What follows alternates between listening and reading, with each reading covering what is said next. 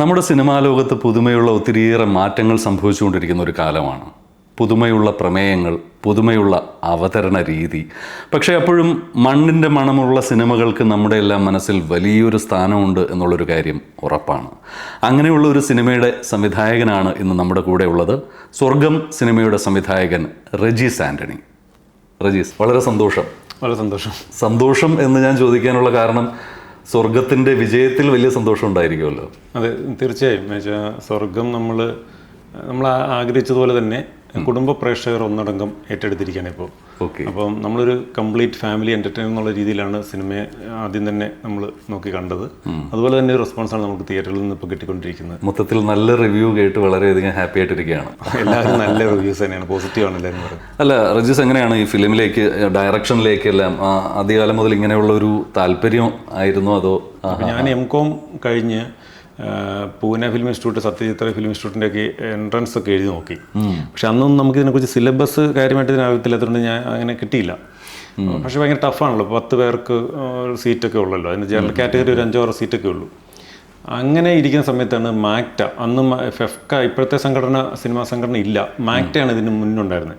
അപ്പം മാക്ട പൂനെ ഫിലിം ഇൻസ്റ്റിറ്റ്യൂട്ടിൻ്റെ മോഡലിൽ ചലച്ചിത്ര കളരി എന്ന് പറഞ്ഞിട്ടൊരു കോഴ്സ് നടത്തിയിരുന്നു. അപ്പോൾ അതിനകത്ത് film direction, script writing, cinematography, അങ്ങനെ എല്ലാ സിനിമയിലുള്ള എല്ലാ മേഖലകളെക്കുറിച്ചും ഒരു ക്ലാസ്. അപ്പോൾ അതിൽ ഞാൻ ഡയറക്ഷൻ്റെ ഇതിൽ അറ്റൻഡ് ചെയ്തു. അങ്ങനെ അതിൻ്റെ ഭാഗമായിട്ട് ഒരു അപ്രന്റീസ്ഷിപ്പ് തമ്പി കണ്ണന്താനം സാറിൻ്റെ കൂടെ എനിക്ക് ഒന്നാമൻ എന്നുള്ള സിനിമയിൽ കിട്ടി. സ്വതന്ത്രമായിട്ട് ആദ്യമായിട്ട് ഒരു സിനിമ സംവിധാനം ചെയ്യുന്നു. രണ്ടാമത്തെ ഞാൻ ഒറ്റയ്ക്ക് ഡയറക്റ്റ് ചെയ്യുന്നത്. ആദ്യത്തെ സിനിമയിൽ എൻ്റെ കൂടെ ജക്സൺ ആന്റണി ഉണ്ടായിരുന്നു. രണ്ടുപേര് ചേർന്നാണ് തിരക്കഥ, സംഭാഷണം, സംവിധാനം. ഇതിപ്പോൾ ഞാൻ ഒറ്റയ്ക്ക് സംവിധാനം ചെയ്യുന്ന സിനിമ ഇത് ആദ്യമാണ്. അല്ല, ഈ സ്വതന്ത്രമായിട്ടൊരു സിനിമ സംവിധാനം ചെയ്യുന്നു, അത് ഓസ്ട്രേലിയ, കാനഡ, ന്യൂസിലാൻഡ് തുടങ്ങി വിദേശങ്ങളിൽ റിലീസ് ചെയ്യുന്നു. അതിൻ്റെ ഒരു എക്സൈറ്റ്മെന്റ് എങ്ങനെയാണ്? അതിൻ്റെ എക്സൈറ്റ്മെന്റ് അതും ഈ പറഞ്ഞ പോലെ ഒരു ഈശ്വരാനുഗ്രഹമാണ്. ഓക്കെ. അല്ല, ഈ സ്വർഗം മൂവിയിലേക്ക് വന്നത് എങ്ങനെയാണ്, എത്തിപ്പെട്ടത് എങ്ങനെയാണ്? കഥയുടെ ഒരു ആശയം ഡോക്ടർ ലിസി കെ ഫെർണാണ്ടസ് എന്നൊരു മാമാണ് നമ്മുടെ അടുത്ത് പറയുന്നത്. അത്യാവശ്യം ഫാമിലി വാല്യൂസ് ഉള്ള ഒരു വളരെ പോസിറ്റിവിറ്റി ഉള്ള ഒരു ഫിലിം എന്നുള്ള രീതിയിലാണ് നമ്മുടെ അടുത്തേക്ക് വന്നത്. നമ്മളങ്ങനെ സ്ക്രിപ്റ്റിന് ചെയ്തു. ഞാനും വൈഫും കൂടെയാണ് സ്ക്രിപ്റ്റ് ചെയ്തത്. കഥ ലിസി മാഡത്തിന് പ്രൊഡ്യൂസ് ചെയ്ത് സിയൻ ഗ്ലോബൽ മൂവീസ് എന്ന് പറഞ്ഞിട്ടൊരു 15ഓളം പ്രവാസികളാണ്. അതിന് ലീഡ് ചെയ്തത് ലിസി കെ ഫെർണാണ്ടസ് ആണ്. ഹസ്ബൻഡ് ആൻഡ് വൈഫാണ് തിരക്കഥ എഴുതിയത്. അതെ. അഭിപ്രായ വ്യത്യാസങ്ങളൊക്കെ ഉണ്ടായിട്ടുണ്ടോ? ഇതിങ്ങനെയല്ല അങ്ങനെയാണ്? അത് തിരക്കഥ എഴുതുമ്പോൾ ആരുമായിട്ടാണെങ്കിലും അങ്ങനെ ഒരു ഇതിൽ വരുമല്ലോ, കുറച്ചുകൂടെ ഉചിതമായ ചർച്ചകളിലും തർക്കങ്ങളിലും വേണമെങ്കിൽ ഫാമിലിയിൽ കടക്കാമല്ലോ. അതെ, അത് പ്രത്യേകിച്ച് നമ്മൾ വീട്ടിൽ ഇരുന്നും കൂടെ എഴുതുന്നതുകൊണ്ട് കുറച്ചുകൂടെ ചെറിയ തർക്കങ്ങളിലേക്കൊക്കെ പോകാം. പക്ഷെ പിന്നെ നമ്മൾ അത് എൻ്റെ ഒരു എന്താണ് മെയിൻ സ്പിരിറ്റിലങ്ങ് എടുക്കും. ഓക്കെ. എന്തായാലും ഈ ഒരു വിജയത്തിന് വിശ്വാസത്തിന് എത്രമാത്രം പ്രാധാന്യമുണ്ട്? അതെ, വിശ്വാസം. ഇത് ഒത്തിരി പേരുടെ പ്രാർത്ഥനയാണ് ഈ സിനിമ. ഞമ്മല്ല 15ഓളം പ്രവാസികൾ ലോകത്തിൻ്റെ വിവിധ ഭാഗങ്ങളിലായിട്ടുള്ള ആൾക്കാരാണ്. അവരുടെ ഒരു ജീവിതകാല അധ്വാനമാണ്. കപ്പപ്പാട്ടല്ലേ? അതെ. ആ ഒരു സംഭവം എനിക്ക് തോന്നുന്നു നാടൻ സംഭവങ്ങൾ, പഴയ കാലത്തിന്റെ ഓർമ്മകൾ ഇതെല്ലാം വരുന്നത്. അതെന്നുവെച്ചാൽ ഈ കഥ നടക്കുന്നത് പാലയിൽ കുറുമണ്ണം എന്ന് പറഞ്ഞ സ്ഥലത്താണ്. ഓക്കെ. അപ്പോൾ അവിടെ അവർക്കെല്ലാം, നാട്ടുകാർക്കെല്ലാം മൊത്തത്തിലൊരു ഭയങ്കര ഒരു പെരുന്നാളൊക്കെ കൂടുന്ന പോലത്തെ ഒരു മൂഡായിരുന്നു. ഓക്കെ. ആ റിമോട്ട് ഗേറ്റ് എല്ലാം വീട്ടിലുണ്ടായിരുന്നു തന്നെ? റിമോട്ട് ഗേറ്റ്, വലിയ ഗേറ്റ് ഉണ്ട്. നമ്മൾ റിമോട്ട് ഗേറ്റ് നമ്മൾ സെറ്റ് ചെയ്താൽ അതിനുവേണ്ടി സെറ്റ് ചെയ്തതാണ്. മതിലൊക്കെ നമ്മൾ ഹൈറ്റ് ഒക്കെ കൂട്ടി അങ്ങനെ. അവിടെ നോർമൽ വോളിനൊക്കെ അത്ര ഹൈറ്റ് ഇല്ലായിരുന്നു. നമ്മളത് ആർട്ട് വർക്കിൽ നമ്മൾ ചെയ്തതാണ്. ഓക്കെ. ഈ ഫിലിമിന്റെ പ്രൊഡ്യൂസർ ലിസി കെ ഫെർണാണ്ടസ് മാഡം ഇങ്ങനെ പറഞ്ഞു കേട്ടതാണ്, ദൈവഭാഗ്യം എന്നതുപോലെ മറ്റേ ഈ കപ്പ ഉണക്കുന്ന സമയത്ത് മഴ വിഷയമാവുകയും അതുകൊണ്ടായിരുന്നു വെച്ചാൽ ഞാൻ 21 ദിവസം കൊണ്ട് ഷൂട്ട് തീർന്നു പറഞ്ഞില്ലേ. അപ്പോൾ ആ സമയത്ത് മഴ അത്യാവശ്യം നല്ല രീതിയിലുള്ള ഒരു സമയമായിരുന്നു. ഇപ്പം നമ്മൾ കപ്പ പാട്ട് ഷൂട്ട് ചെയ്യുന്ന ആ സമയത്ത്, അതുപോലെ കല്യാണത്തിൻ്റെ ഒരു തലേന്നുള്ളൊരു പാട്ടുണ്ട്, ആ സമയത്തൊക്കെ നമ്മൾ ഷൂട്ട് ചെയ്തതിൻ്റെ തൊട്ടടുത്തെല്ലാം ഇപ്പം നമ്മൾ പറഞ്ഞങ്ങാനം ഒരു 5-6 കിലോമീറ്റർ ഇപ്പറയാണ്. പറഞ്ഞങ്ങാനം ടൗണിൽ പള്ളിയൊക്കെ ഇരിക്കുന്നിടത്ത് മഴ പെയ്തു, നമ്മുടെ അടുത്ത് വരില്ല. റജീസിന്റെ നാടും പാല. അതെ, എൻ്റെ പാല പള്ളിക്കത്തോടിനടുത്ത് അനിക്കാട് എന്ന സ്ഥലത്താണ് എൻ്റെ. ഈ നാട്ടിൻപുറത്തെ ഒരു ലൊക്കേഷനിലുള്ള ഈ ഒരു സിനിമാ ചിത്രീകരണം, എനിക്ക് തോന്നുന്നു നിങ്ങൾ തമ്മിൽ തന്നെ ഒരു കൂട്ടായ്മയും ഒരുമയും അങ്ങനെയുള്ള സന്തോഷ നിമിഷങ്ങളായിരിക്കും അവിടെ, അല്ലേ? വെക്കേഷൻ ടൈമായിരുന്നു ഷൂട്ടിങ്.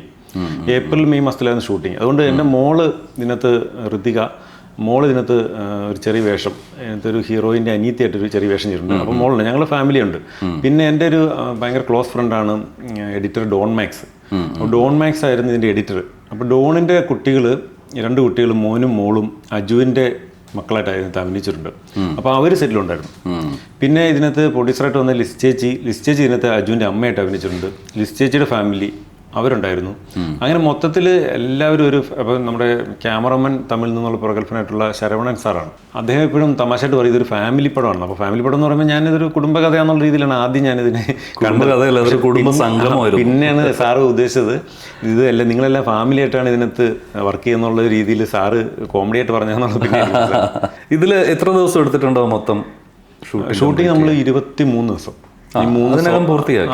അതെ, അത് ഈ 3 സോങ് അടക്കം 23 ദിവസം കൊണ്ട് തീർന്നു. ഈ ചർച്ചകളൊക്കെ തുടങ്ങി ഷൂട്ടിംഗ് പ്ലാൻ ചെയ്ത് ഷൂട്ടിങ്ങിന് മാത്രം 23 ദിവസം. എനിക്ക് തോന്നുന്നു വളരെ ചുരുങ്ങിയ സമയത്തിനുള്ളിൽ മൊത്തം വർക്ക് ഷൂട്ടിങ് പെട്ടെന്ന് തീർന്നു. പക്ഷേ ഇതിൻ്റെ മുന്നിലൊരു നമ്മളൊരു 2 മാസത്തോളം അതിൻ്റെ pre production stage, location, script ഡിസ്കഷന് കാര്യങ്ങൾ. പിന്നെ ഷൂട്ട് കഴിഞ്ഞിട്ട് നമ്മൾ കുറച്ച് സമയം എടുത്തു. എന്ന് വെച്ചാൽ അതിൻ്റെ CG വർക്ക്, ഒരു സിനിമ കണ്ടവർക്ക് അറിയാൻ ഒരു റോബോട്ടുണ്ട്, അതിൻ്റെ CG വർക്കുകൾ, അങ്ങനെ കുറച്ച് CG വർക്കിന് ഒരു 1-2 മാസത്തോളം സമയം എടുത്തു. അങ്ങനെ പിന്നെ ഒരു നല്ലൊരു സമയം നോക്കി, നമ്മുടെ ഒരു ചെറിയ ചിത്രമാണല്ലോ, അപ്പോൾ അത് വലിയ സിനിമകളിൽ കൂടെ ഇറക്കാതെ ഒരു നല്ല സമയമൊക്കെ നോക്കി, ടൈമൊക്കെ നോക്കി, നല്ലൊരു ഡിസ്ട്രിബ്യൂഷൻ സെറ്റപ്പിൽ നമുക്ക് ചെയ്യാനായിട്ട് നമ്മളൊന്ന് വെയിറ്റ് ചെയ്തു. അങ്ങനെ ഒരു ഓൾമോസ്റ്റ് ഒരു 1 ഇയറിൻ്റെ ഒരു റിസൾട്ടാണ് ഇപ്പം നല്ല രീതിയിൽ പര്യവസാനിച്ചത് എന്ന് പറയാം. ഞങ്ങൾ സാധാരണ ഈ ചാനലുമായിട്ട് ബന്ധപ്പെട്ട് നമുക്ക് പ്രിയപ്പെട്ട കുറേ ശബ്ദങ്ങളെ പറ്റിയെല്ലാം സംസാരിക്കാറുണ്ട്. വളരെ പ്രിയപ്പെട്ട, ഏറ്റവും ഇഷ്ടപ്പെടുന്ന ഒരു ശബ്ദം എന്തെന്ന് ചോദിച്ചാൽ എന്താ പറയാനുണ്ടാവുക? അത് നമ്മുടെ ഏറ്റവും പ്രിയപ്പെട്ട ആൾക്കാരുടെ ശബ്ദം തന്നെയാണ്, നമ്മുടെ പേരൻസിൻ്റെ ശബ്ദം. ഇപ്പോൾ എൻ്റെ ഫാദർ എൻ്റെ കൂടെ ഇല്ല, ഫാദറിൻ്റെ ശബ്ദം നമ്മുടെ മനസ്സിൽ വരും. അങ്ങനെയുള്ള പേര്, അതല്ലാതെ അതൊരു നമ്മുടെ ഒരു അഫെക്ഷൻ കൊണ്ട് വന്നതാണ്. ഇപ്പം അല്ലാതെ നമ്മൾ ഈ സിനിമയിൽ നമ്മൾ ചെയ്തപ്പോൾ ഇപ്പം ഇതിൻ്റെ സൗണ്ട് ചെയ്തത് ഡോക്ടർ ആശിഷ് ജോസ് ഇല്ലിക്കൽ എന്ന് പറഞ്ഞ സൗണ്ട് എഞ്ചിനീയറാണ്. അപ്പം ഞങ്ങൾ ഈ സിനിമയുടെ എല്ലാവരും അതിൻ്റെ കുറച്ച് കാര്യങ്ങളൊക്കെ ടെക്നിക്കലായിട്ട് ശ്രദ്ധിക്കുന്നവർ പറഞ്ഞു അതിൻ്റെ സൗണ്ട് ആ ഡിപ്പാർട്ട്മെൻറ്റ് നല്ല രീതിയിൽ ചെയ്തിട്ടുണ്ട്.